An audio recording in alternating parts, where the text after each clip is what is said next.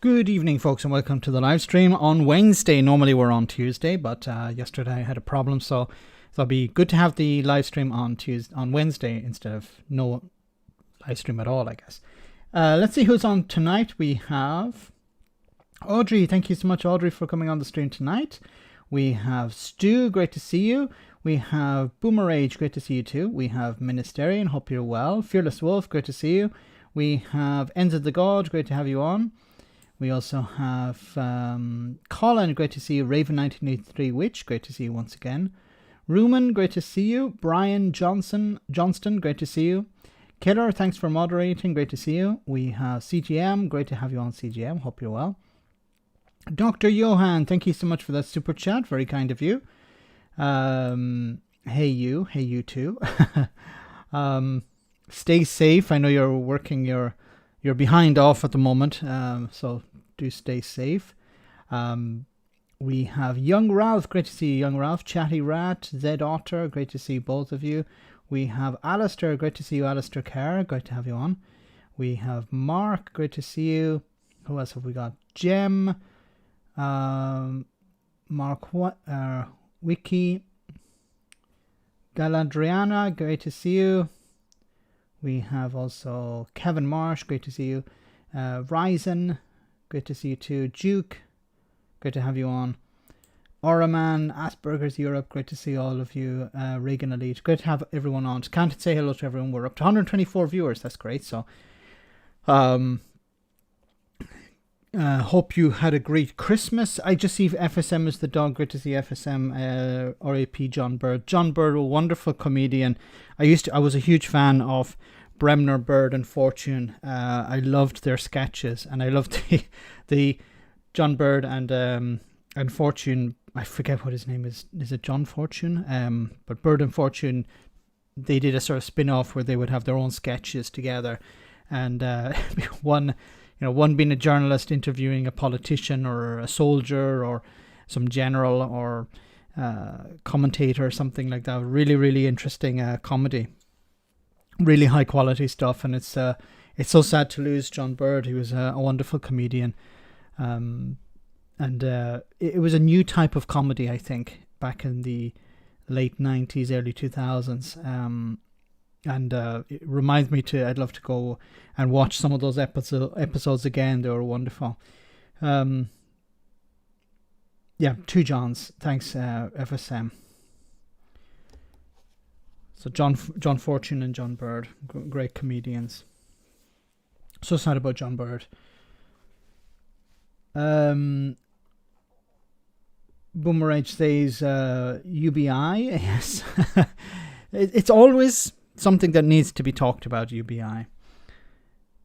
Mega Harry Bum, great to see you on the stream tonight. So we're going to talk about Brexit. For those of you who just joined, unfortunately yesterday I had a problem and I couldn't do the live stream, so I thought it would be a good idea just to shift it to Wednesday. What am I saying? Saturday, Wednesday. We'll have the usual one on Friday, which will be the last of the year. So we'll talk a little bit about the good and bad of 2022. Was there any good? And maybe make some predictions for 2023. Will there be elections? Will Scotland vote for independence? Will it get a vote? Maybe not. Will there be a new prime minister? So many things to talk about there. I want to start off with Brexit stories first. We have why Brexit is the biggest obstacle to the UK avoiding a hard recession by leading economists, and this is from iNews. Soaring inflation, a tax burden at a 70-year peak, and rising interest rates have left millions facing a cost of living crisis. And while every G7 nation has been hit by the cost of COVID and Vladimir Putin's invasion of Ukraine, the UK is also feeling the effects of Liz Truss's 49 days in Downing Street and the economic cost of Brexit. The OECD believes that the UK will experience the lowest growth of any major world economy next year. The government's own Office for Budget Responsibility is predicting Brexit will have a 4% long-term hit to economic growth, and the Bank of England is forecasting that we are only at the beginning of a 2-year recession. Yes, next year is due to be a recession, and the one after is a recession as well. Chris Bryant was talking about Brexit on LBC. I did a response video to that today. There was another clip of him talking on LBC about Brexit and how it's he doesn't believe the UK will rejoin the EU anytime soon, which he's correct on. And I think the problem for the Labour Party is that unless they bring back freedom of movement, I don't see how businesses are going to be able to fully operate. The economy is going to shrink. That's what's going to happen. It's not about undoing Brexit. It's about living within the limits of Brexit until the UK can rejoin, and then the economy can really start taking off. But at the moment, there's no one is talking about rejoining, apart from the Rejoin EU party. Maybe it's the only real political party that's talking about it, and they're a two-man show. So they got some good results in some local elections where they have zero budget, and I think they came in second after, or they came in after the Reform UK party, which has of course been pumped on Gammon Brexit news. And is high profile, much higher profile than the Rejoin EU party. So, and of course, the Rejoin EU beat UKIP. UKIP has been around since how long? 1990s? No. David McGuinness, great to see you on the stream. Hope you're well tonight. Vote for the lettuce. Yes. Oh, the lettuce defeating Liz Truss here. Eamon Butler, director of the pro-free market Adam Smith Institute, believes we are in for a long, hard recession. Andrew Harrop, general secretary of the left-leaning social democracy group, the Fabian Society, is particularly downbeat about the prospects for the economy. The outlook for Britain's economy in 2023 is terrible, with economic growth, wages, employment and investment all expected to fall, while taxes and interest rates rise.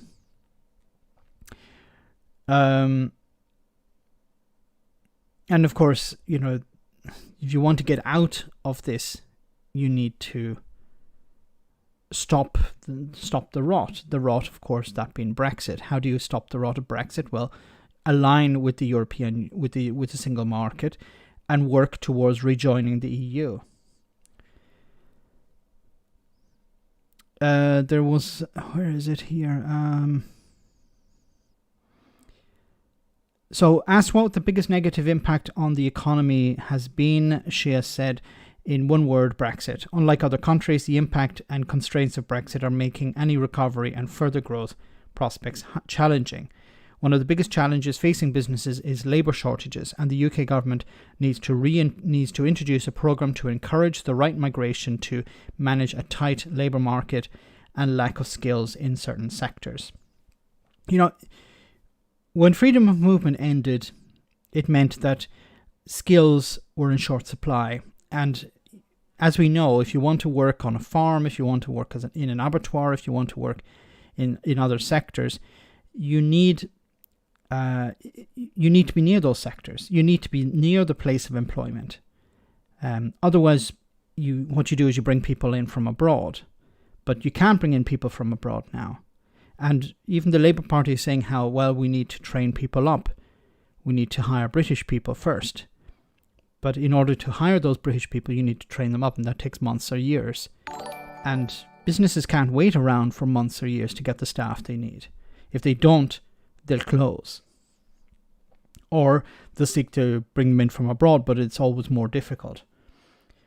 Fearless Wolf, thanks so much for that super chat. The problem with Labour is it's driven by fear of the anti-immigration red wall voter with a dash of the status quo. Well said. It seems to be these marginal seats where the red wall is. We need to keep these people happy, and we can't talk about undoing Brexit. Thanks for that super chat, Fearless Wolf. We can't talk about undoing Brexit because that would piss these people off, and they'd go, well, we don't like Brexit, but we don't want it undone. We don't want to go back to the days where Brexit was on the news 24 hours, every day in, day out, Brexit, Brexit, Brexit. So they were tired of hearing about Brexit. I think a big problem is that many people think that If the government just roll up its sleeves, gets down to work, it can fix this. But that's not how it works. The government can do very little. If the UK is a third country and you're trying to export into the single market from a third country, there's nothing really the government can do unless they end third country status. But at the moment, that is the status quo. And and you don't want to do something radical as well if you want to keep the red wall people on board, the red wall voters. You don't want to be... it's frustrating because what you need is actually radical change.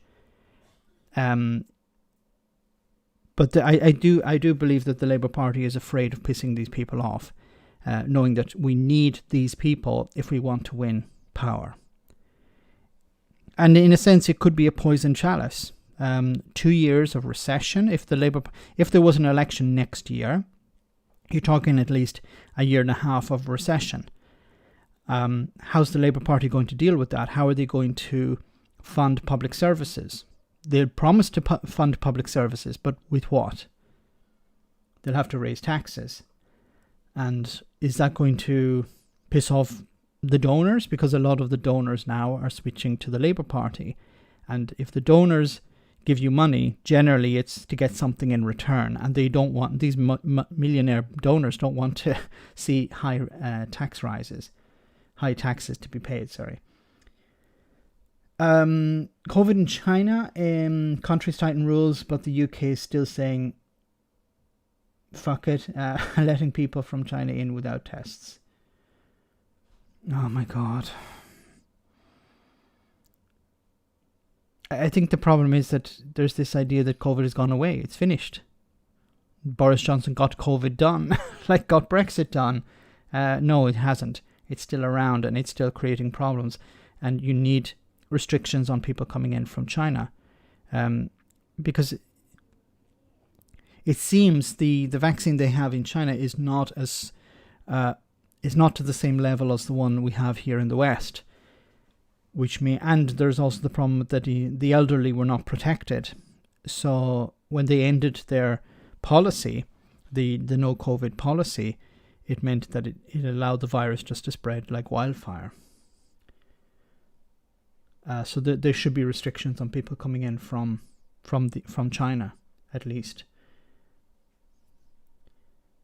1 billion Chinese will make a lovely petri dish for new variants. Oh my God! I thought I knew we weren't over it, but I thought we were moving away from it. But it seems to be on its way back again, and then we'll have to impose new restrictions. And the last thing you need during a recession is lockdowns. The EU won't have us back anyway. I think massive reform needs to take place before the EU would consider the UK rejoining. And, I know there are arguments being made on the European side that Britain was not an active member, or not a positive member, I should say. And, you can see how, and I've said this before, I said it on live streams, I said it on, I think on the Sunday roast as well. If you look at any political leader, if you do a Google search, president of whatever country you want in the European Union, you'll find a picture of them standing next to their country flag and the EU flag. I can't remember a time when there was a British Prime Minister, on their official photo, standing next to a European flag. How far do you have to go back to find that? John Major, Tony Blair, Margaret Thatcher, and probably the ones before that I don't know, but definitely I don't remember a British Prime Minister posing next to an EU flag. And that demonstrates how they believed it was something that it was always something different. It was always something negative. Always something to be blamed as well.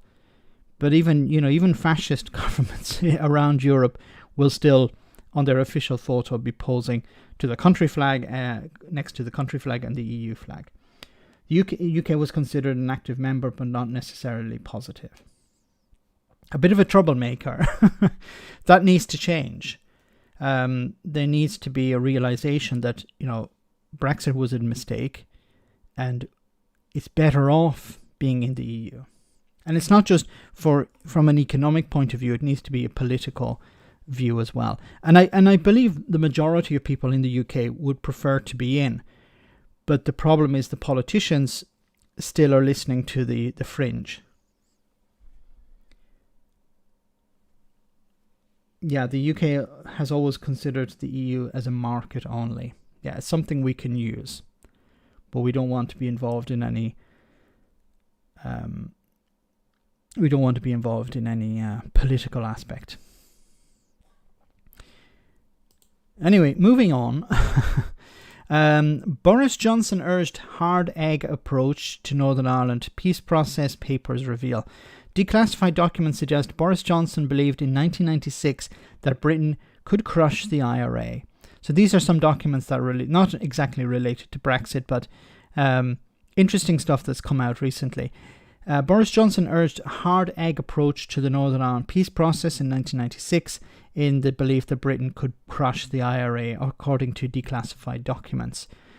The then deputy editor of the Daily Telegraph favoured a security-led policy over political talks that led 2 years later to the Good Friday Agreement.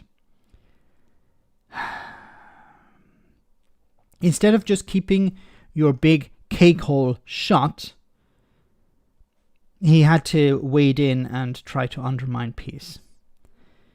Johnson appeared to believe Britain could win a military victory in the twilight of the Troubles, an Irish diplomat said in a confidential note to the Irish government. Johnson argued for what he called a hard egg approach. The diplomat wrote that he spoke on the 13th of February 1996, 4 days after the IRA bomb devastated London Docklands and ended the ceasefire. Let them use a bomb and the bullet. Let them use the bomb and the bullet. We shouldn't give in, and we will beat them eventually. This idea you can beat an organization that is not. You can beat a non-military organization, a paramilitary organization, and how can you beat them? They're not engaging you in the battlefield. And we saw what happened when the British government used the military to crack down on the IRA. It actually boosted them. In the 1970s, in the 1950s and 60s, the IRA were pretty much dormant, dead. It was internment and the response from the British government in the 1970s that gave the IRA their greatest boost. Trying to crush them makes them stronger, actually. What power does the IRA have today? Pretty much nothing, because of the peace process. You cannot beat an idea. Well said, FSM. You can't. The Belfast Telegraph on Wednesday contrasted Boris Johnson's hardline position in 1996 with his decision as Prime Minister in 2019 to negotiate the Northern Ireland Protocol, which unionist leaders consider a blow to the region's position in the UK. The irony is not lost. Johnson is a political opportunist. He saw in 1996, we have to appear tough, and that will give me, I don't know, there weren't clicks at the time, but newspaper sales. It will boost my image as a hardliner. And then in 2019, he realised, well, we can either have Brexit or we can have the Union. Which is it? Well, Brexit, more people in England care about Brexit than there are people in Northern Ireland. So fuck the Northern Ireland aspect of all of this. Fuck the Union. Sorry for my language, but that's what it came down to for Brexiteers. Whether you could call Boris Johnson a Brexiteer, I don't know, but he was listening to the Brexiteers, and the Brexiteers said, we don't care about the Union. We've never cared about the Union. It's about Brexit. We have to get out. And if it involves throwing Northern Ireland under a big red bus, if it involves Scotland leaving the Union, we don't care. Our goal is keeping racists happy and disaster capitalism. And if we can't have our disaster capitalism, then we're going to bring down whatever government is in charge. And we don't care about Northern Ireland. How many Tory MPs do you think have visited Northern Ireland? Actually visited and met with people there. I'm not talking about just going on holiday or just going to visit Belfast. Have actually visited Northern Ireland, visited the border, met with people who work and live around the border area. Has Rishi Sunak? I know he's been to Belfast. He's met with the leaders there. But has he actually gone and spoken to people in Northern Ireland? No, of course not. Why? Because he doesn't give a crap. It means nothing to him. And what I don't understand is why the likes of the DUP and other unionist parties seem to think that the British government care about them. They don't. They haven't. They don't, and they never will. They care about their own position. They have to appear as the Conservative and Unionist Party. They want to keep Scotland in the Union because it's a cash cow. If Scotland didn't have the gas reserves, they wouldn't give a crap about it. So yeah, if you want to have your referendum, go away. Like, we don't have that many seats in. We don't have any real benefit. There's no real benefit to the Conservatives being in Scotland. Like, they don't have any power in the Scottish Parliament. They run a few councils, but it's not even worth it. They don't care about the union. Maybe some people think that they care about the union. They don't. You might have the odd Tory MP or Tory councillor that cares about the union, but the government, the party itself, the government in power, don't care about the union. And when it came to Brexit, it was Brexit first and foremost. Back with Brexit, of course, Brexit and Tribble Prime Minister disaster tested respect for democracy, says Commons Speaker. People's respect for democracy has struggled in the aftermath of Brexit and throughout a year of political turmoil in which the UK was governed by 3 Prime Ministers, Lindsay Hoyle, the Speaker of the House of Commons, has said. This is interesting. The former Labour MP who keeps order, well, sort of, in the House of Commons said Westminster had never seen anything like it, with the disaster of 3 Prime Ministers within 3 months. He said Parliament has shown itself its best in 2022 in its response to the death of the Queen, which had been very, very moving. But people were disappointed with what went on in politics and were left wondering what happened to our democracy. Well, he didn't exactly help, okay? Lindsay Hoyle has allowed Prime Ministers just to run roughshod over Parliament. And he's complained a little bit and he's shouted a little bit and waved his notes at them. But at the end of the day, he hasn't really punished anyone. He punished a number of members of the Alba party. They had switched from the SNP to Alba, and they were complaining in the House of Commons, and he had those people removed. But he's never had Boris Johnson removed for not answering questions, or he's never had a minister removed because of them leaking information to the media. Recently, it was Michael Gove who broke the ministerial code. Did he have him removed from the chamber? No. What did they do? They adjourned for 5 minutes? I don't know. He's pretty pathetic. The phoning of Labour Lindsay Hoyle to the Tories seriously turns my guts. Because, look, as many people say, and I think it is true, he wants a seat in the House of Lords. When he finishes, it's a sort of routine. Okay, off to the House of Lords you go. There are a few glaring exceptions, as we know. But it is disgusting. It really is pathetic. You're supposed to be the moderator here. You're supposed to say, okay, please answer the question. It's pointless. Like, if he wasn't there, would it make any difference? Yes, it'd probably turn into a bit of a shouting match, but maybe there would actually be an exchange of ideas. Maybe somebody would actually answer a question. In an interview with BBC Radio 4's programme, he said, people became very, very disgruntled. Brexit divided the country, divided families, and people's respect for democracy has struggled. And of course, we didn't help this year with what went on. He described the experience as a bizarre revolving door of ministers in the Commons, saying, we never knew who was going to be at the dispatch box. And, he let that go as well. That's a problem. Roisin, thanks so much for that super chat. Regarding the released government paper, Sir Patrick Mayhew called Ian Paisley Jr. an extraordinary dated creature, said the UUP were thick. Wonderful. Well, he was correct. See, Peter Mayhew, I remember him during the peace process, and he appeared to me as somebody who actually cared. He's an old style politician, somebody who actually, who you could describe as a right honourable gentleman. Okay, he's really old school, and he took his job seriously, and you could see from the way he was conducting these negotiations that he wanted to appear as impartial as possible, and to facilitate the negotiations. But of course, he had his own opinions, and he kept them, off the record. Those being that Ian Paisley Jr. is a dated creature.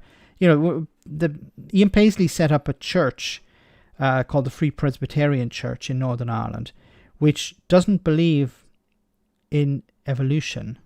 They believe that the Earth is 6,000 to 10,000 years old.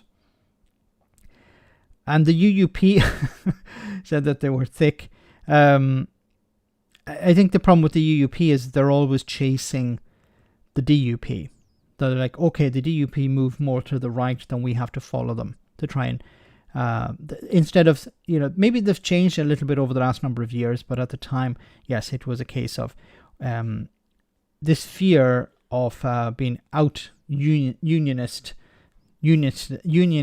by the DUP, and in a sense that was their fall. Thanks so much for that, Roisin. The only thing that was the continuity of Parliament was myself, said Hoy. We were running out of ministers. You couldn't believe it. It was. He's correct. You had. And when I was doing the videos, I'd have to actually research to see who's the minister for today, because you had Secretary of State for Education, then you had Secretary of State for Transport, how many transport ministers, and then you had ministers change as well. So you didn't just have the Secretary of State change, you also had the minister change. And, it got to a stage where I think there was a Labour MP who stood up and asked a question of a minister, and the minister didn't respond because they were replaced the next day by another minister. So they couldn't actually answer. Maybe it was Jacob Rees-Mogg. Jacob Rees-Mogg was meant to do something as the leader of the House, and he was replaced. And the leader was meant to respond, but they couldn't actually ask they were supposed to ask the question of the MP, and they don't use their name, they use the constituency. But because the minister or MP had changed so quickly, the question was out of date. They couldn't actually ask the question or get the answer. I don't remember which way it was. I have an MP friend, used to play cricket with. His mother tells me, his mother tells me all the gossip from Westminster. Christ, my ears curled. Charlie, all things Tory, naming no names except J near me. Oh my god. Stuff the Conservatives, the poor ration of the unelected born into being king. Yes, the king. That he's not going to pay for his own coronation, unfortunately. God save the king's coronation. I had a spaniel once, great big floppy ears, gormless expression, thickest, demanded the most comfy seat, King Charles.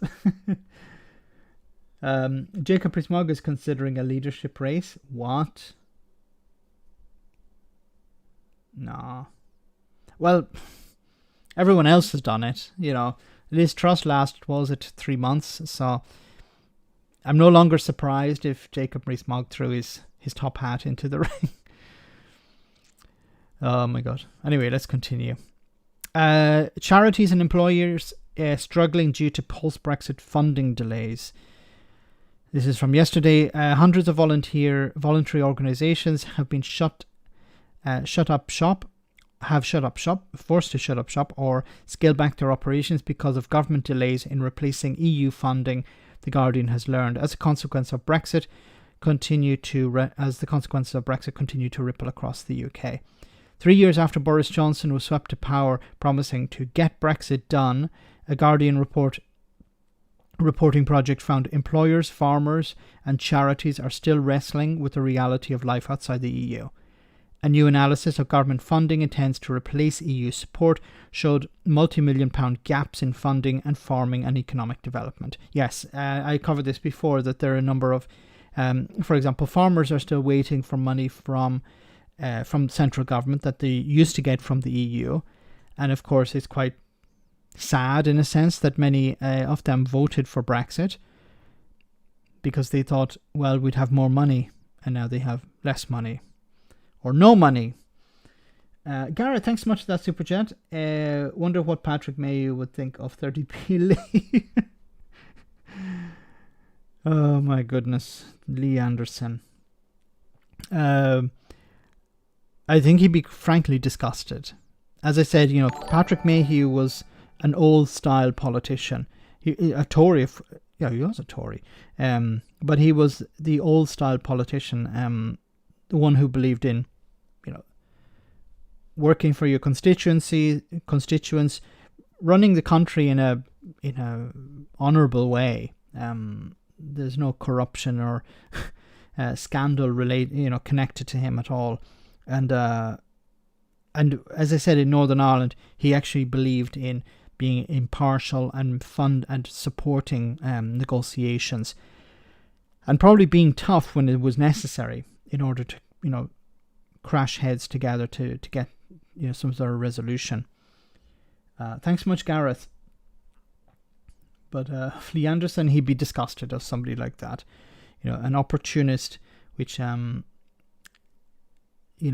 a pathetic individual. Goes on to say, the Wales Council for Voluntary Action, a national umbrella organisation involving many charities that rely on the money from the European Social Fund to pay wages, is among those that reveal little known new Brexit problems.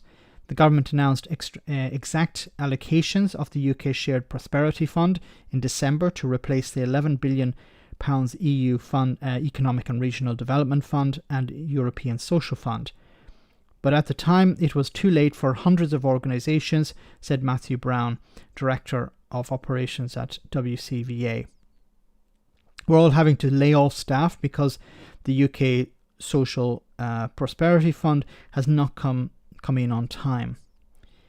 Wales Economy Minister and Labour Senate member Vaughan Gethting claims Westminster carved up a replacement funds carve up of replacement funds left Wales with £772 million less in ERDF and ESF funds, a figure denied by the government. The entire approach to the Shared Prosperity Fund has been chaotic, he said. And we saw this before when the government said that they were going to match the money. Then they didn't match the money. Then they said the money would be available directly to the devolved administrations.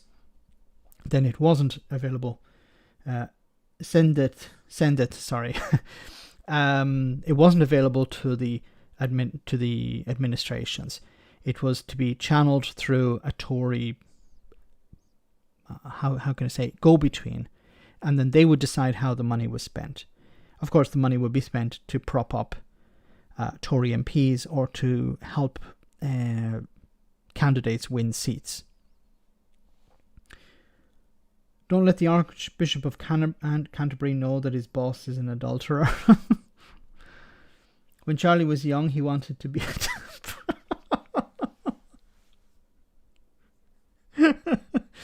Oh, yes. My You're asking kids. Well, not kids. I don't think he was that young. But where is Michelle Mone, who stole £29 million? I got arrested for stealing a needle. Yes, where is she?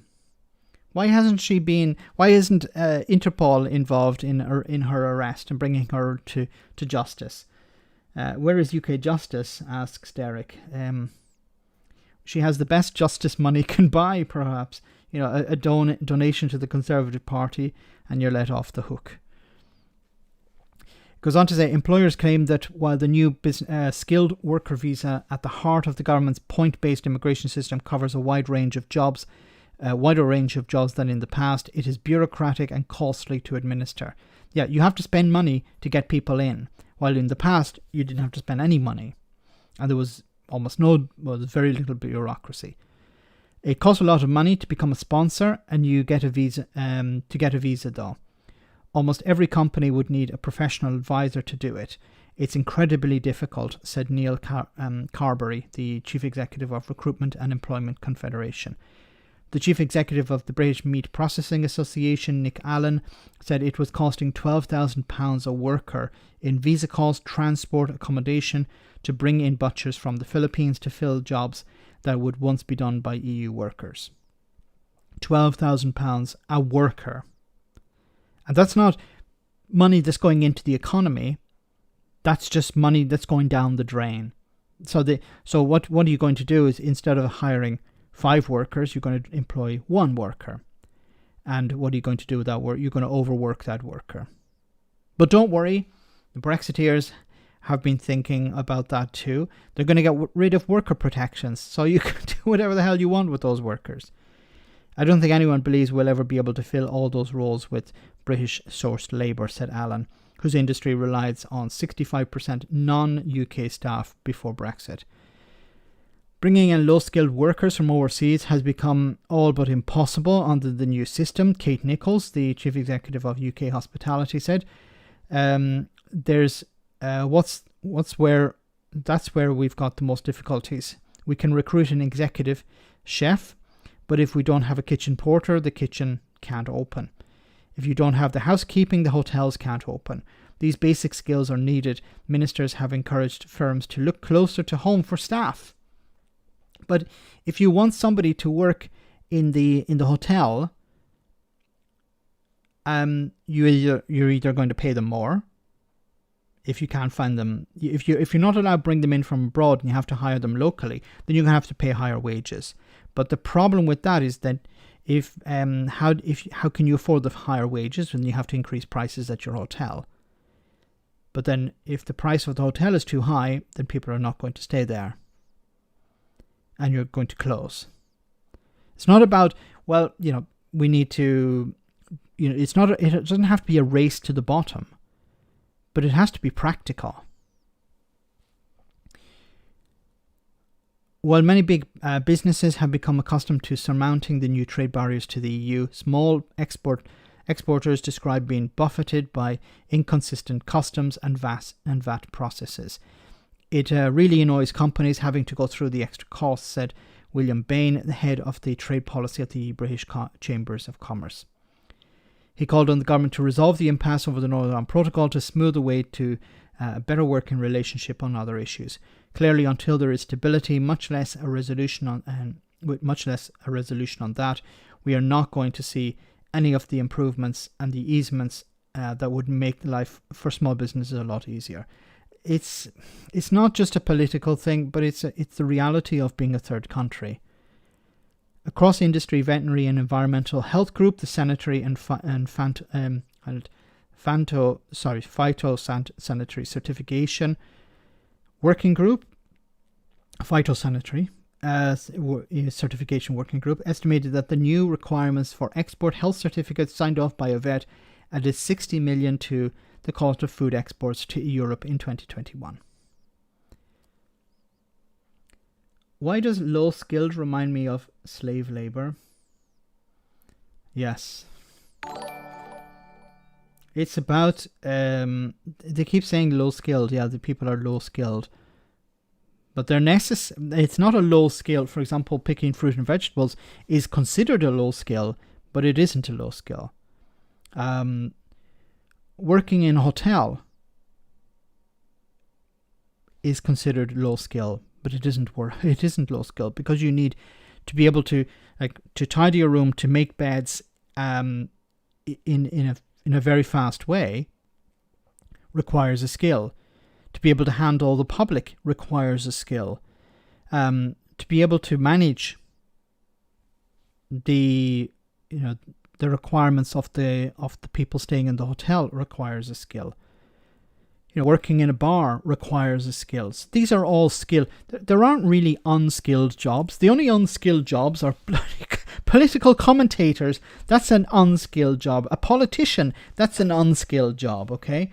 Let's just be honest about this.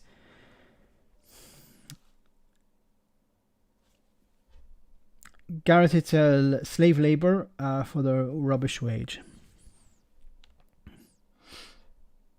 Simply unite Ireland, and then a few years' time we can have a referendum to see if Northern Ireland wants to split off and join Brexitania. This is something I said about Scottish independence as well. The response to the unionists should be, well, let's have a referendum now, and if Scotland wants to have another referendum in the future to rejoin the UK, then that should be a possibility as well. Shouldn't unionists support that as well? But they don't want any referenda, I don't think. Someone stole 29 million from the taxpayers. She's partying and laughing in the Alps. If I see her, I'll make a citizen's arrest.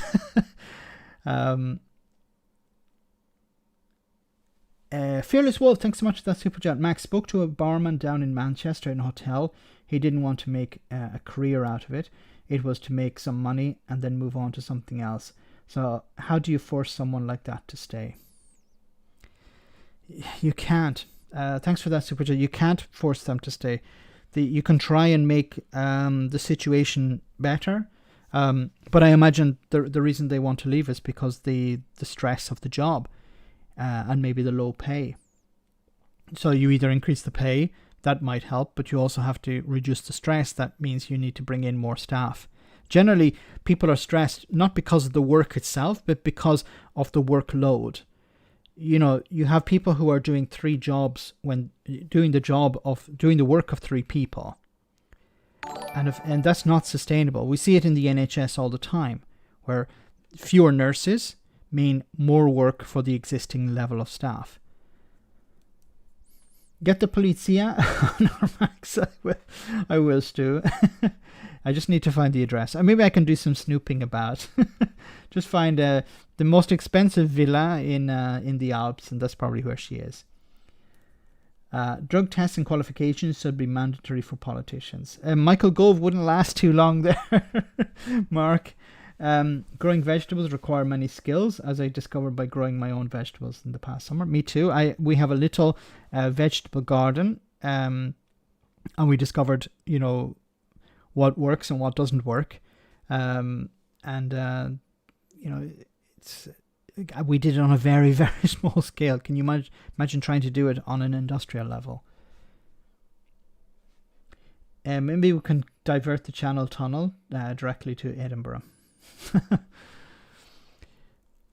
Guys, we're almost halfway through the stream, so I just wanted to show you a funny clip before we continue, and then we'll be back with the serious stuff in just a jiffy. This is funny. What would you say in those circumstances? Oh, I think you've got to... What? Fuck! Fuck off! I'm on live telly! Fuck off out of it! Stay out of my office! I'm on fucking hell! Fuck off, you little twat! Sorry. What? Sorry for the language, but... Oh my goodness. We have to watch that again. That was funny. What would you say in those circumstances? Oh, I think you've got to... What? Fuck! Fuck off! I'm on live telly! Fuck off out of it! Stay out of my office! I'm on fucking hell. Fuck off, you little twat. Sorry. What would you... Okay. Wonderful father, no? Anyway, let's... whoops, no, not this. We have the next article I wanted to bring up.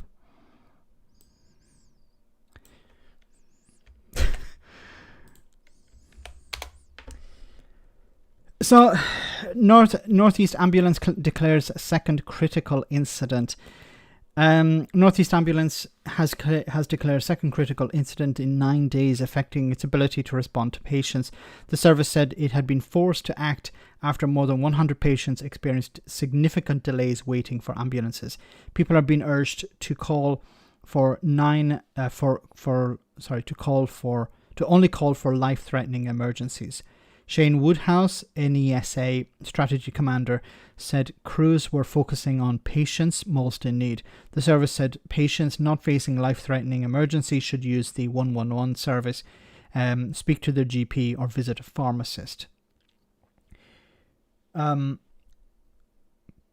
This, of course, is a result of the problems we're seeing with the care service, the care system, in social care, where there is no, and we can link this to both the pandemic and we can link it to Brexit.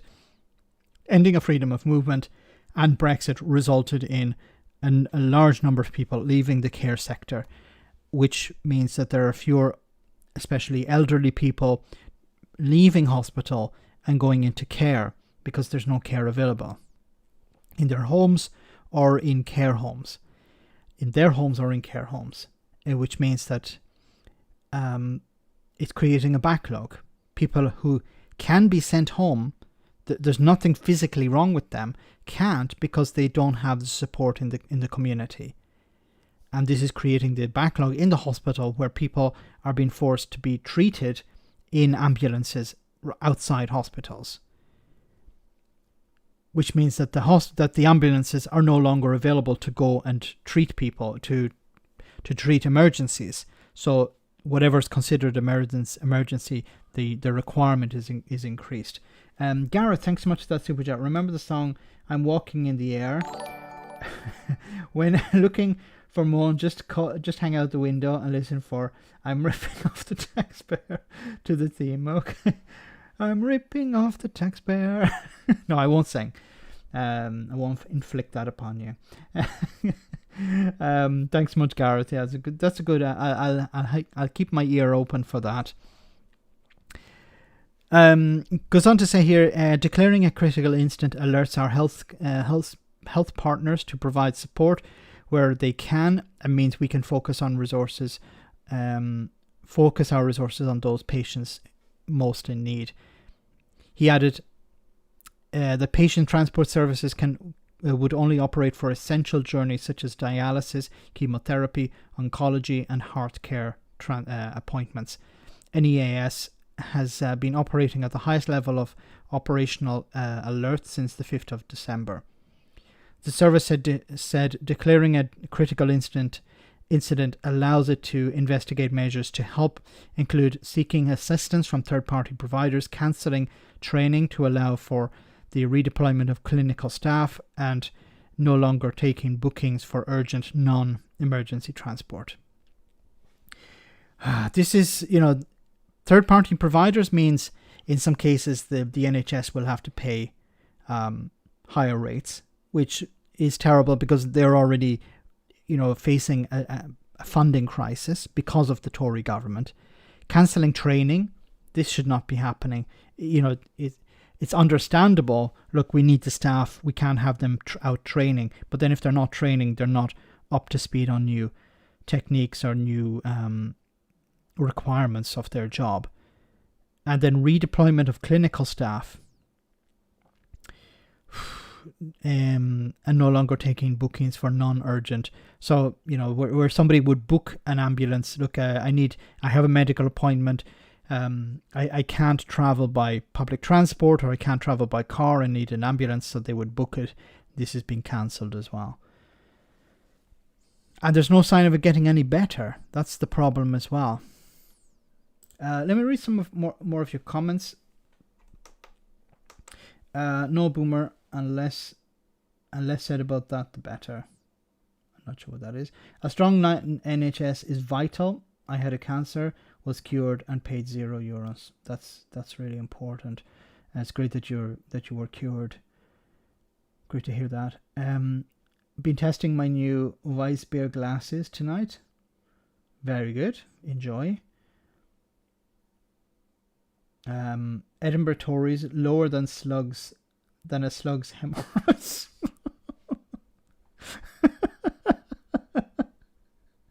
Okay, I'm stealing that. I'm going to keep that. That deserves a lower than a slug's hemorrhoids. Can you imagine Joe Biden saying to Americans, "Sorry guys, we don't call an ambulance"? Are you kidding me? Well, in America it's different. People don't call an ambulance. So in some ways it's to survive the debt.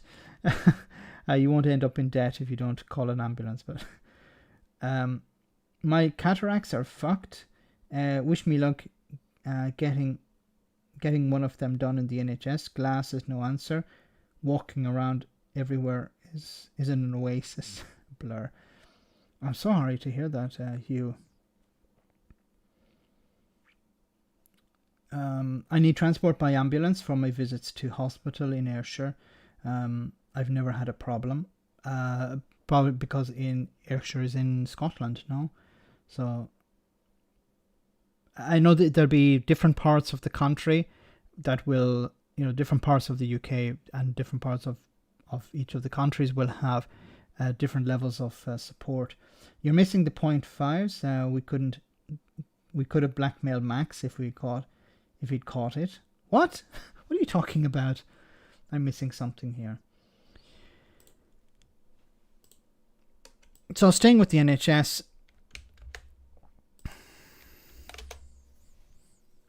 Billy is on the Isle of Wight. Hello, Billy. Yeah, and lovely to talk to you. And to you. I just want to come from the point of view of a patient, because... I actually have a response to this. You'll see the video tomorrow, but I just wanted to respond in time, in real time. To Billy this as well. is on the Isle of Wight. Hello, Billy. Yeah, and lovely to talk to you. And to you.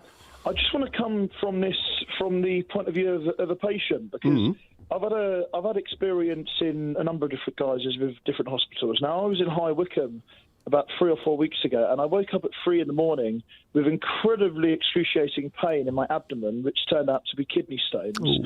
And I'm happy to sort of go in whatever direction you want, Ian, but my main point is that the NHS needs to be streamlined. It is more than just nurses and doctors going on strike. Now, I completely support them going on strike. I think they have every right to do that. Absolutely. But it is more than just and working conditions. The NHS needs to be looked at, and I'm afraid to say it, more like a business. We need... It doesn't have to be like a business, because it's not a business. A business needs to make a profit. The NHS doesn't need to make a profit. It's like saying, well, we have this bus service. The bus service provides, it's a cost. There's a cost in sending the bus out to the very end of out to the people on the island, near the island, far away in the middle of nowhere. It's not the business. It's not a good business model to send the bus out to remote areas to bring people into the city centre. So what we should do is we could cut that route to save money, to maximise profit. No, that's not what you should be doing. That should not be the goal. The goal should be to provide a service. If the private sector sees it as a loss and they can't provide it, then the public service should provide it. A load of executives of experience in the business world going in to sort it out, because I said in the video, the problem is not the management, the problem is the funding from the top. The problem is the decisions by politicians to not provide the services available, like not provide the funding available, not to provide the investment for example, retaining staff or hiring new staff. And that, I think that's the biggest problem at the moment facing the NHS, is the lack of staff. They're not able to hold on to staff because of the pay. They're not able to hold on to staff because of the working conditions. It's not, we'll change the managers and bring in some people from the business sector. Once again, it's not about turning it into a profit-driven enterprise. It's a service. The problem... It's like saying, okay, this charity, we need to bring in some business people to run this charity in order to make a profit. It's a charity. It's not a business. Is everything stems back to go to A&E. You ring up and you say you've got a tickly cough, and they say go to A&E, and you ring up and Now, this is for people in the chat, because I don't live in the UK. Have you ever called up, I don't know who he's talking about here, is it 111, and you said I have a tickly cough, and they say go to A&E? Has this actually happened? I don't believe that this has actually happened. Because if you say I have a tickly cough, they say go to your GP, or they say go to your pharmacist. I don't believe for a second that somebody who had a tickly cough was advised to go to A&E. Now, if you have a tickly cough that has remained for the last 3 or 4 months, then maybe it's an idea to go in to A&E because it hasn't been resolved. Gareth, thanks so much for that super chat. Well, the NHS is like a business ATM on strike at the minute, on strike. Yeah, it's a bit like a business on strike. Thanks for that super chat. Well, he's in the bath, maybe, perhaps. Absolutely no video of Max in bath, though. I don't quite need that in my life. No, nobody needs that. Okay. What's this? I need to. I heard that conversation live with the guy talking complete bollocks. I called 111 for a dog bite, and I was told to go to the A&E. Well, that makes sense, because you could have, a dog bite is different to a tickly cough. You know, if you got bitten by a dog, there's a possibility that the dog has rabies. I don't know if rabies has been eradicated in the UK, or if under Brexit Britain it has come back. But there's a risk. You know, a dog bite, is it from a Chihuahua or is it from a Rottweiler?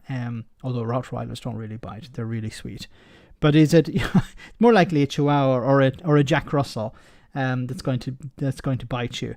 You don't know what the dog you don't know what the dog has been eating. You don't know where the dog has been. Tetanus, you need a tetanus shot probably.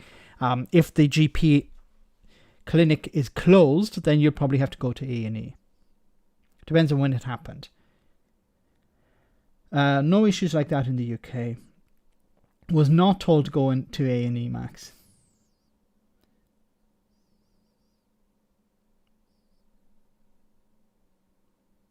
You say you've got a broken toe now. Well, I mean, it's a slightly different discussion, but I'm with you on it, and I've always said, again, with the background and understanding how it works, that the only way that the NHS can be fit for purpose and give anyone who needs life-saving treatment for free is that certain other procedures and operations and visiting the GP for non-essential advice, you have to pay for. Why do we have to keep getting back to this pay? You have to pay, you have to pay. If you want to have a paid system, then you need... If you don't have a paid system and you want to introduce one, you know what you need? Apart from the moral argument, you need a bureaucracy behind that. Who is going to pay? How are they going to pay? Is it they pay at use or they pay after? You need a bureaucracy. And what do you need to run a bureaucracy? You need staff. So where is the NHS going to get this staff from? The NHS can't get staff to do the work that the NHS is supposed to be doing. And these people want to bring in another level of bureaucracy where you'll need to hire more staff.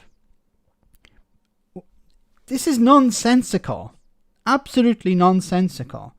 So the NHS is desperately needing staff. And the response is, well, let's create a system where they need more staff.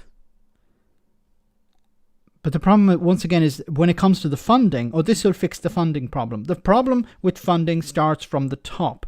It's a government policy not to fund the NHS correctly.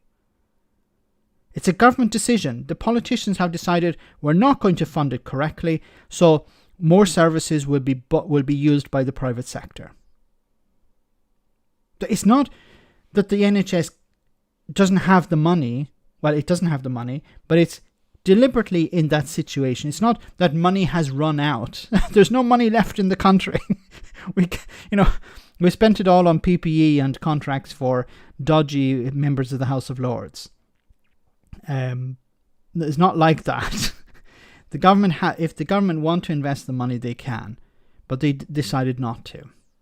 It's like schools as well. Why aren't they? The Tories would be very happy to allow public schools to completely collapse and allow everyone who has money just to go into the private sector. Bollocks to privatisation of the NHS. Ever since COVID, we're constantly bombarded with private medical companies encouraging us to buy private policies. The rich will prosper, the poor will suffer. Yes, well said, Ali. And if people don't have the money, what will happen? They won't get the treatment. Sugar-free, great to see you on the stream. At the top end. And it's means tested. So, for example, if you get free prescriptions, you don't need to pay for your medical treatment. But if you don't get free prescriptions, you pay 30 quid every time you see a GP. And the way he responds, there's your solution. So, they do this in Ireland. So if you have a medical card, if you have a certain level of income, if you're below a certain level of income, you get a medical card. Or if you're a pensioner, you get a medical card. But the problem with that is that sometimes you have to wait much longer for treatment. Now, if the alternative is, well, you pay and you get treated much sooner, the problem is, if you have a tickly cough and you say, well, what I'll do is I'll go to the doctor and I'll get, a treatment for that. But then you hear that, well, if I have to go to the doctor, I have to pay £30 and I don't have a medical card, or I don't earn, below a certain threshold. How many people will say, to hell with it, I'll just go to work today. I can't afford to lose £30. To stay at home. Maybe I'm on a 0-hour contract. I'm not going to get paid if I stay at home. I don't have sick leave. So I could take the day off and not get paid, and pay the doctor £30 who's going to tell me, well, just go to the pharmacy anyway. And I'll have to pay for the prescription. Or do I go to work and just, live with it? The problem with that is that many people, it could be just a tickly cough and, after a day it's fine. But what if this develops into something much more serious, and because you haven't gone to the doctor to get it diagnosed properly? And there are many stories of people who refused to go to the doctor because they didn't want to spend the money, and their condition got worse and they ended up in hospital, which cost the state a huge amount of money, though it could have been resolved much sooner. And of course, for the person involved, they could have been treated sooner, so they wouldn't have had to go to hospital and deal with something much more serious. Gareth, thanks so much for that super chat. There are cases where you'd be sent to A&E for seemingly minor things. Example, anytime my sister gets a bad cold, she had to go to A&E. Why? Because she is diabetic and almost died in a diabetic coma that began as a bad cold. Well, I hope she's, I hope she's fine, and I hope she's been looked after. But this is perfect sense. Somebody, for one person, a bit of a sniffle is nothing. But if they listen and say, okay, what is your underlying medical condition? Well, I have diabetes. Well, then maybe it's a good idea to go to A&E. But then the media will report, I went to A&E because I had a sniffle. And thanks for sharing that story, Gareth. But it points out why it's much more complicated than just a headline in the Daily Friggin' Mail. I completely agree. I think there needs to be definitely some kind of some kind of model. I think that there definitely inevitably needs to be more tax perhaps that we pay, but also as well is it's sort of luck of the draw. It depends what hospital you go to, because when I went to this urgent treatment centre in High Wycombe, I think I gave a urine sample, and then I was told to go to the nearest A&E because they couldn't treat me, even though there's actually a hospital in High Wycombe.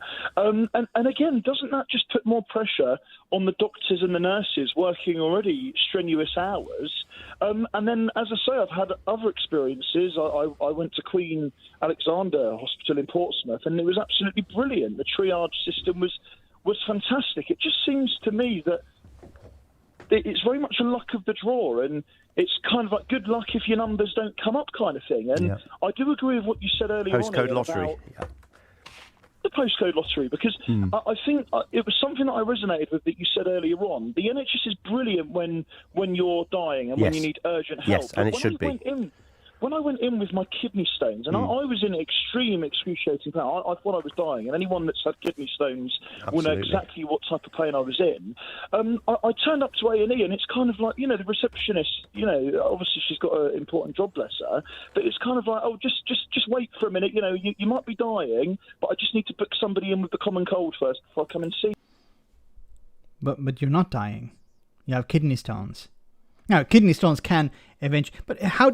He says, oh, well, there's somebody there with a common cold. How did he know that this person had the common cold? As Gareth had pointed out, if this person had diabetes, it could be something much more serious. So the caller thinks, well, the person in front of me is not a priority, even though he's not a doctor. It's just like, well, they seem fine. I'm not a doctor, but I've diagnosed without any medical qualifications. I've diagnosed what this other person has, and I've decided that they're a lower priority than I am because of my kidney stones. I'm in a lot of pain. Urine sample to stop him taking piss. The man on the phone is just silly. He's making shit up. He clearly is.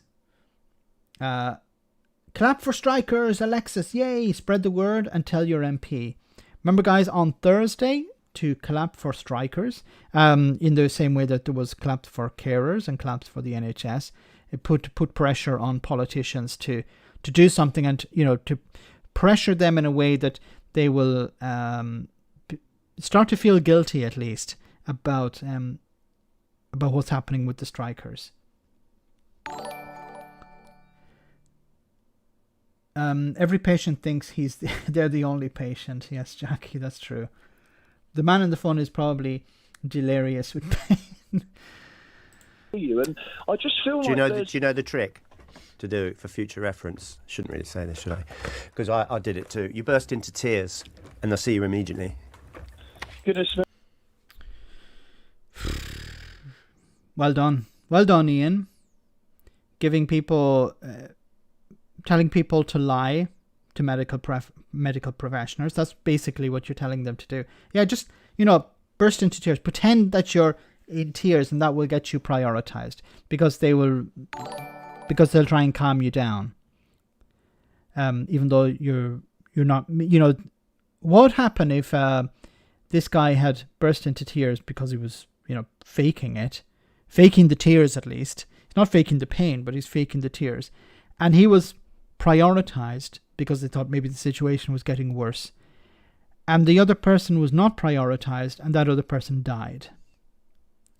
Because there's a limited number of resources available, there is a limited amount of staff available. So this is really bad advice given by Ian Payne. I'm not saying that people who are suffering should just grim and bear it.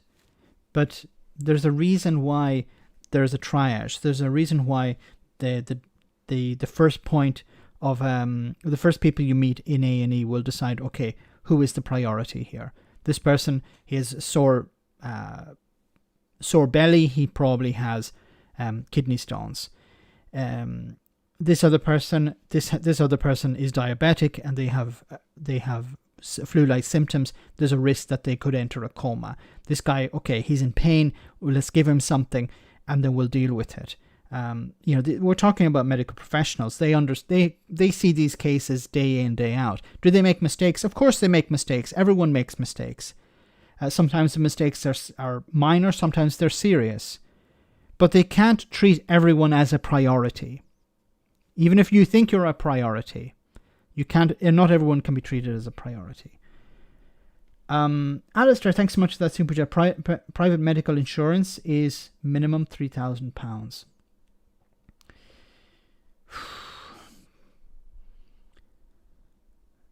This is why I get very angry with people like Wes Streeting, because it's possible that he would be the next health secretary after the Tory one.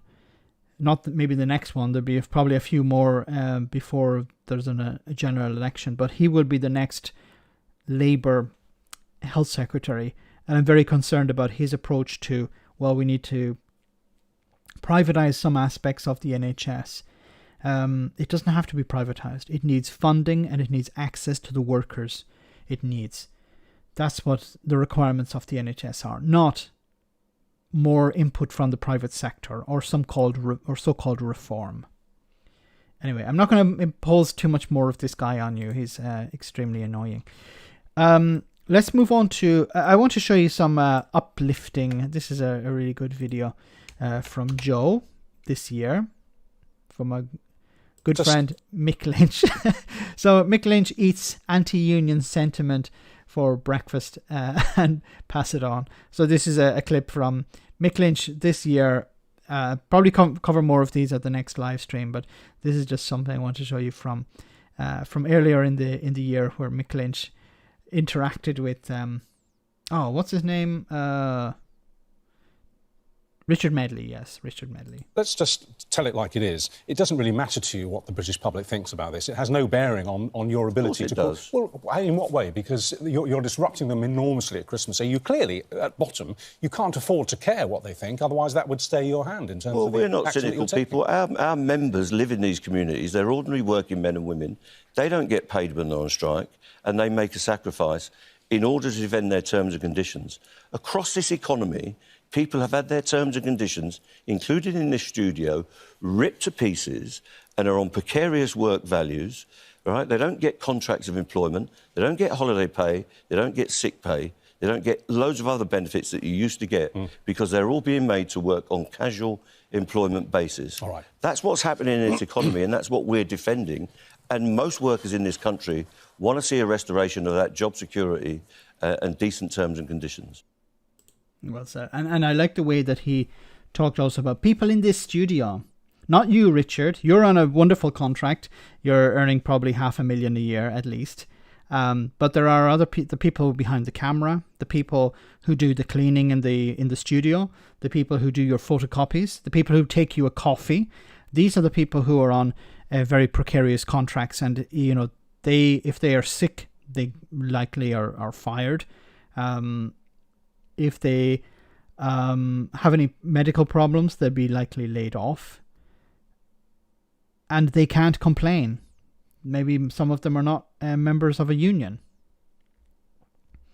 Mick Lynch is a Lexiteer, a unionist who wanted out of a union. Yeah, and I think this is his only black spot, his only blind spot, I should say. About Mick Lynch is he still thinks Brexit was a good idea, or maybe he doesn't want to admit that it was a bad idea. But look, we can put aside, we can put it in a box what Mick Lynch says about Brexit, but on the whole, I think he's somebody who's fighting for the working class. Yes, Brexit was a big mistake, and it's a big mistake to continue to support it. But I think when it comes to fighting for the working class work and for members of his union, he does a great job. Is the UK going to collapse because of all of this? German asking.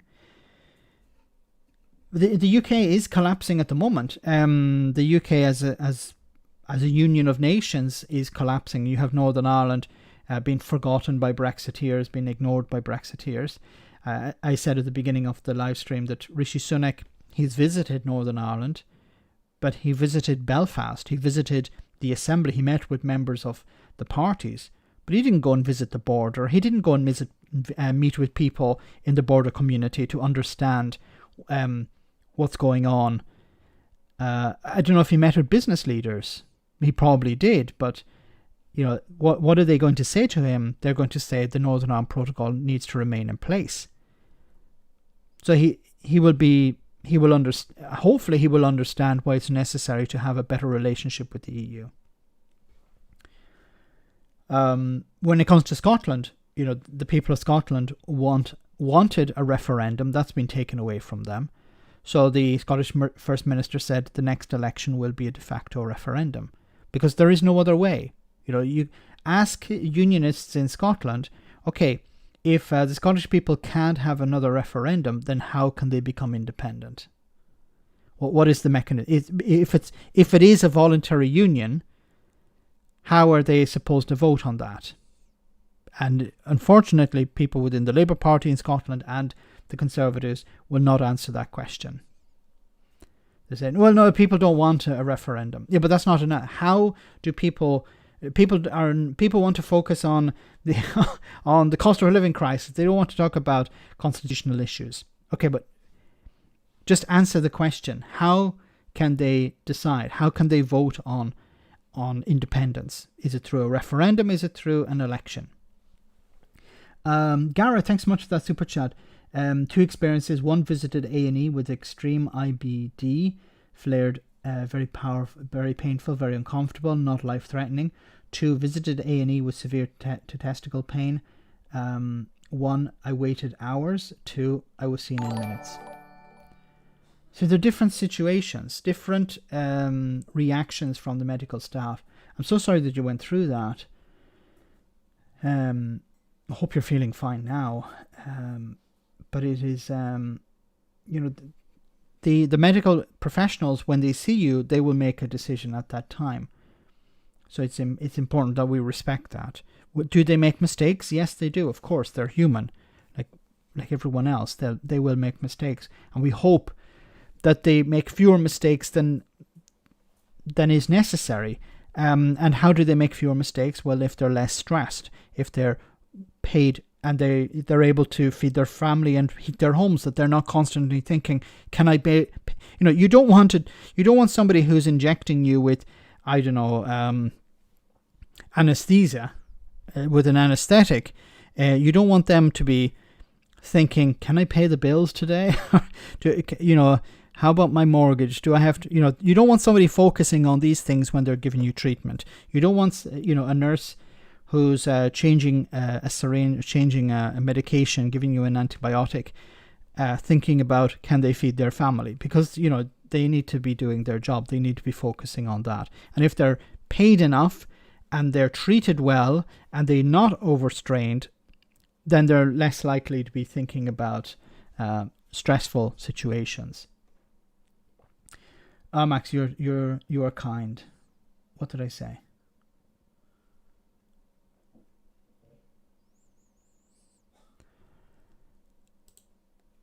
On strikes and trade unions, I wanted to show you this clip from a friend of the show, Gemma. You're talking about, say, the rail sector. Are we meant to take the view that with the way technology's changed, with the pandemic, with working from home, one of the reasons why the unions are striking more and more now is that each strike has less effect because they don't have a captive audience in terms of commuters anymore. People can change what they do. And I think we have to be very careful, though. Now, I want to get this right. Isn't there this European directive or something that's coming in that's going to be ripped up, and then there will be less workers' rights? And we need to be very careful. Well, European directives don't affect us since we've left the European Union. So the load of things that is about to be ripped up. Except those already in law, which have been transferred. Yes. Yeah, and so we're going to be translating that ourselves and doing what we want to do. But within that are a whole load of protections. And actually, trade unions, yes, I know the rail, there's going to be less support going forward, probably, if it continues too long. But trade unions are there really on behalf of all of us. Even me, I'm a freelance media person. No, I disagree. Well said, Jam. They're there on behalf of all of us, because the things that we benefit from were fought for by trade unionists. The weekend, sick pay, maternity pay, parental leave, all of these, and a whole range of other things, protections in the workplace, safety, health and safety. These are all things that were fought for by trade unionists. People who, stood out in the cold, in the wind and rain, got beaten by the police. These are things, these rights, these benefits, if you want to call them, that we have today were won for us by trade unionists. And if you look at, Jacob Rees-Mogg is very reminiscent of not the Middle Ages, the Victorian period. Look back at what the worker protections were, and I'm not just talking about children cleaning chimneys or working in looms and stuff. I'm just talking about the general worker, your average person. The protections they had during the Victorian period, and then look at the decades that followed and what was necessary to take place in order to win rights. Now, it takes decades to win those rights. It takes the stroke of a pen to remove them. And this is what the Tories want to do. And Brexit is their catalyst, their big red bus to drive right through the rights of workers. They see this as the golden opportunity. Now is our chance to rip up all these protections. Why? Because we want businesses to be able to do whatever the hell they want. We want them to hire people as they prefer, fire people as they prefer, pay people as they prefer. The Tories would love to have more and more people on 0-hour contracts. That'd be wonderful for businesses. You're called up by your boss. Can you come in today? We have some work for you. You arrive there and say, oh, sorry, changed my mind. You can go home again. Maybe I'll call you tomorrow. This is what they want. They don't care about the economy. They don't care about workers. They don't care about society. It's about maximizing profit. A rail union striking deliberately to disrupt the passengers. We wouldn't have weekends. We wouldn't have maternity pay. We wouldn't have all sorts of things. A trade union striking against passengers on behalf of its members is fighting on behalf of its members to get more money from passengers. No, but they set a precedent for people who work, which is all of us. And I know I don't have those rights because I'm a freelance TV person. But what I'm saying is you want to live somewhere in society where most people are protected and have basic rights. We've got a 5-day working week. So that's why you haven't joined a union. That is because of trade unions. I know there isn't any union for me. There is one. I'm not asking anyone to feel sorry for me. I'm absolutely fine. But if I was a doctor, for instance, and at the moment they're working in NHS hospitals, which are like field hospitals, what are they supposed to do? They aren't being listened to. That you've got politicians going in and seeing it. The government will say we don't have the money to be. We don't have the money. Yes, we've given it all to Dido Harding and what's her name, the corrupt one from the House of Lords. We've given them the money. We don't have any money. It doesn't work like this. If the government want to raise finance, they can do that by imposing taxation on the richest in society, for example, by closing loopholes, by ending non-dom status, by taxing the companies that are fleecing the country and the people at the moment, the energy companies. But they don't. They make a political decision not to do that. Okay, and stop imagining that the economy is like that of a household. It doesn't work like that. Households can't raise finance like the government can. The households can't print money like the government can. Or the central bank can. FSM is the dog. Thanks so much for that super chat. By minimizing wages, you are defunding your customers.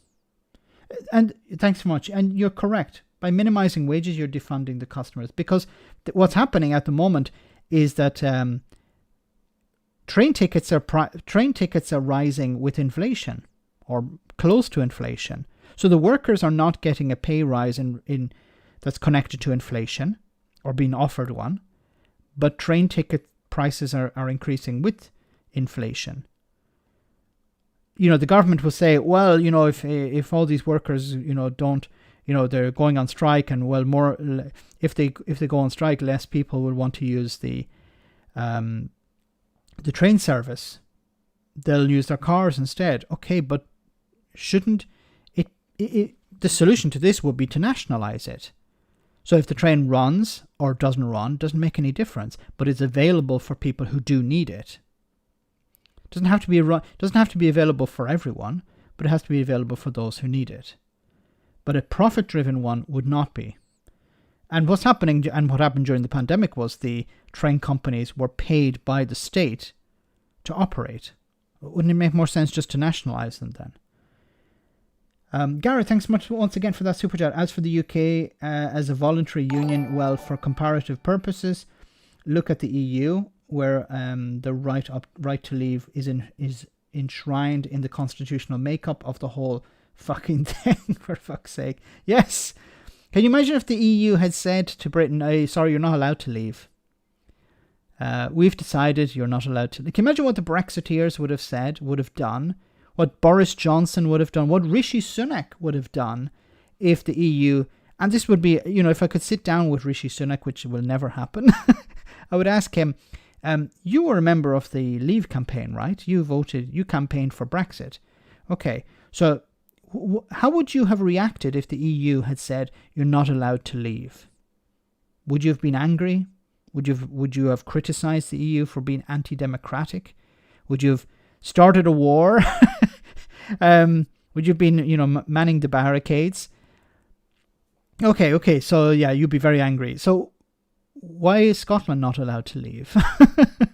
And then he'd have to say, well, it is allowed to leave, but we're just not allowing it to leave.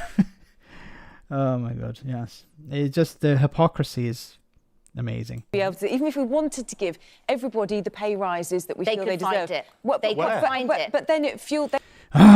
It's not, it's not even just the case that they will find it. It's, they don't want to do this. What is the alternative? Okay, on one side we have people going into poverty, or we have the chance to keep them out of poverty. And anyone who says, well, it's just too expensive to keep people out of poverty, then what do you want these people to do? If these people continue to get poorer, what's going to happen to the economy? If you take money out of the economy, what do you think happens? If you put money into the economy by putting it into people's pockets, what do you think happens?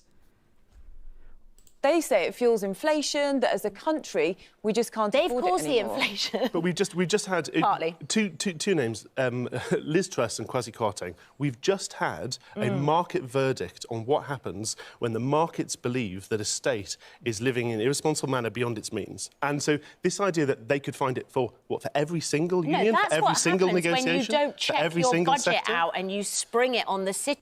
It's not that they... It was not costed. That was the problem. They didn't actually listen to the OBR. That was why the markets reacted that way. It's not because they were spending so much money. It was because they hadn't actually explained how they were going to spend the money. Like if you said, the markets don't care. If you say, okay, what we're going to do is we're going to tax the rich and we're going to take this money and give it to people who are suffering the cost of living crisis. The market doesn't care about that.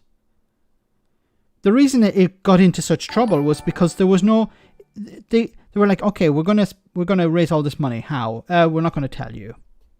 Then the market went, okay, then we don't trust you. We don't believe in you. Then we're going to react in that way. Like, I don't know who this guy on the right is, but obviously has he been sleeping over the last 2 or 3 months?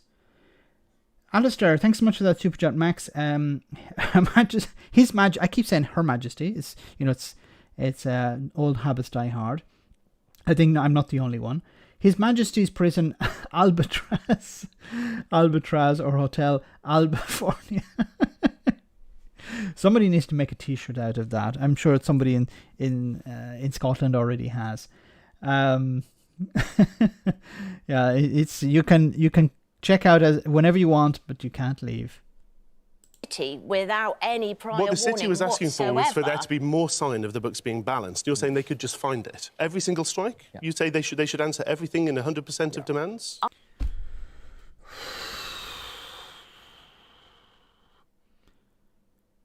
This guy is probably a Tory. I would imagine he owns his own home. I don't think he's renting. I don't know. Maybe he's renting. I don't know. Honestly, I have no idea. But I imagine if he's a Tory, it's likely he owns his own home. So when he bought his home and he met with the seller, did he give the seller the amount of money they asked for, or did he negotiate? Does he understand what a negotiation is? where one party comes in and says, I want 10, and the other side comes in and says, I want 5. And then what happens is they have a bit of a chin wag, and they eventually agree somewhere between 10 and 5. And the better the negotiator, the better the result it is for that, for their result.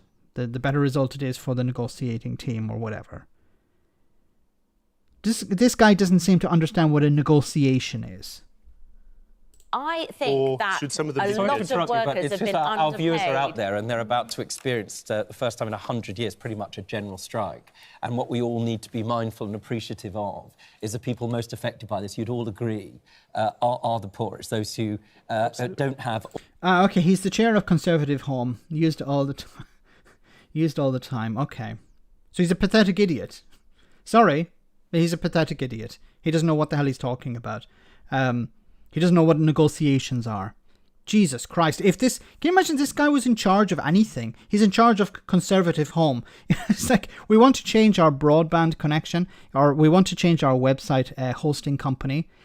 Should we negotiate? That's, his underlings are saying to him, should we negotiate on the price?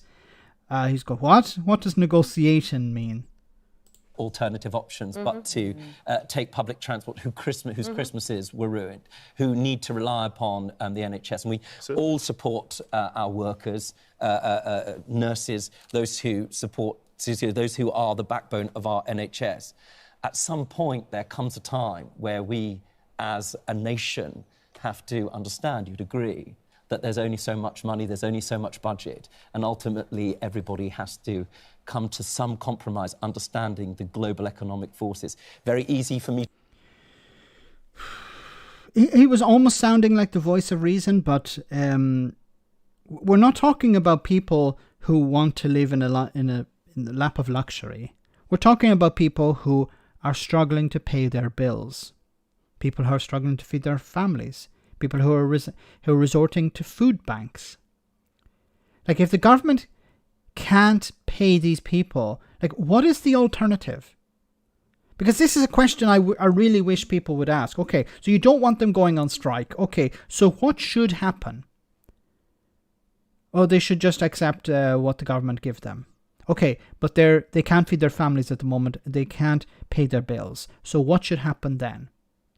So what advice do you have for people who can't feed their families and can't pay their bills? Well, just muddle through. Okay, but they can't at the moment. And the problem is inflation is we're not going into a deflationary period. We're going to there's inflation next year as well. It's lower, but it's going to be something like 7%. So it's 17% more than the year before, than last year. So it's 10% now, 7% next year, which is lower than 10, of course, but that means it's like 17% more than the last year. So what are people supposed to do then? Well, tighten that belt a bit more. Okay, but there are no holes left on the belt. What do you expect people to do? Just this is a guy, as you said, he's the chair of Conservative Home. He's probably on at least 100 grand a year. He's not affected by this. He doesn't know what these people are talking. Like, what are you talking about? Feed your family. Just go down to the restaurant. There's a nice 3 Michelin star restaurant at the end of my street. Or, just cut back on, the cleaning lady that comes in to clean your flat every day. Cut back on these things.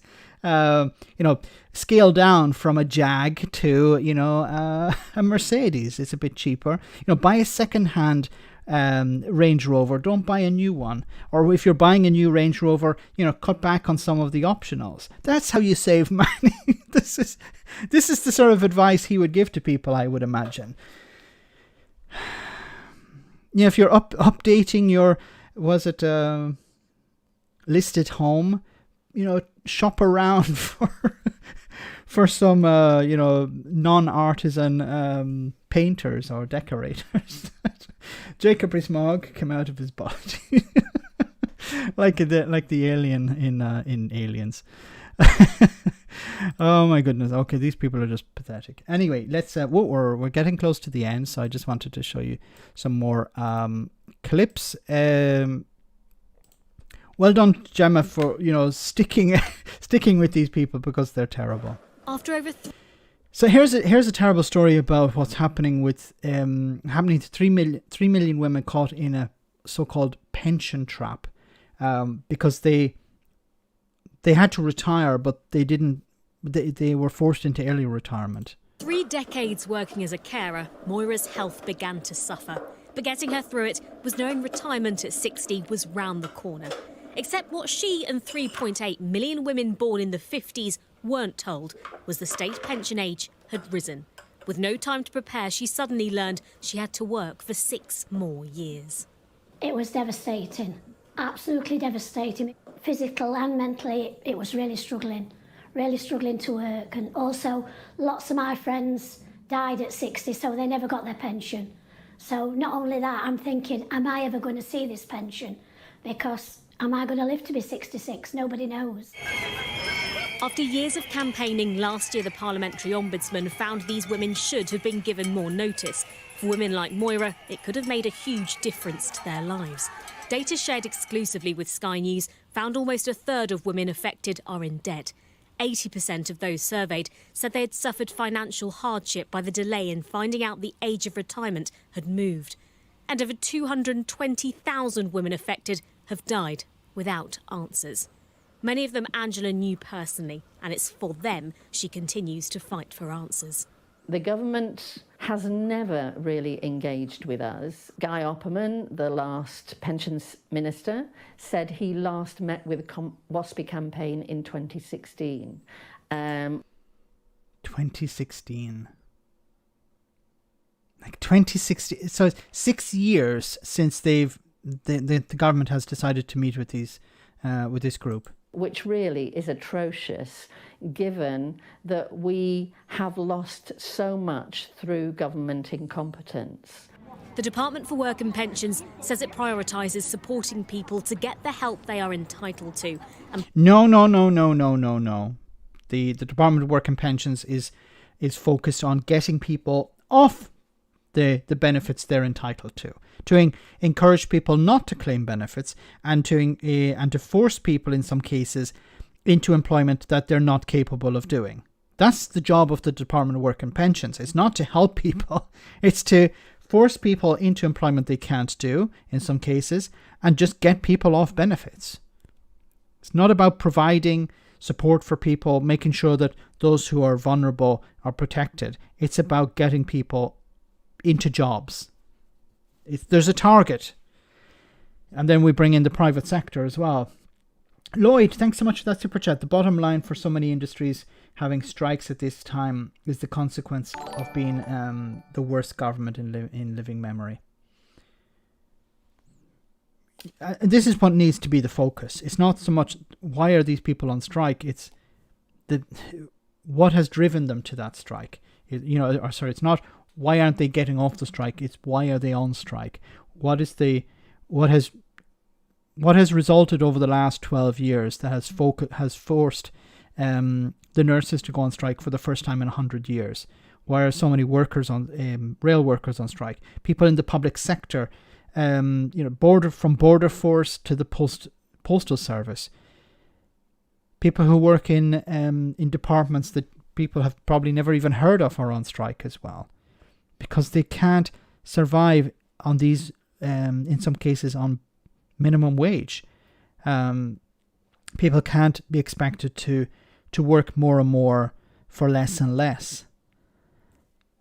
And something is breaking. Thanks Lloyd for that super chat. And public services are at breaking point, and the private sector relies on public services. This is something that people seem to forget. Public services are not just some entity that you rely on from time to time if you need it, but it's an integral part of society, and it needs to be properly funded.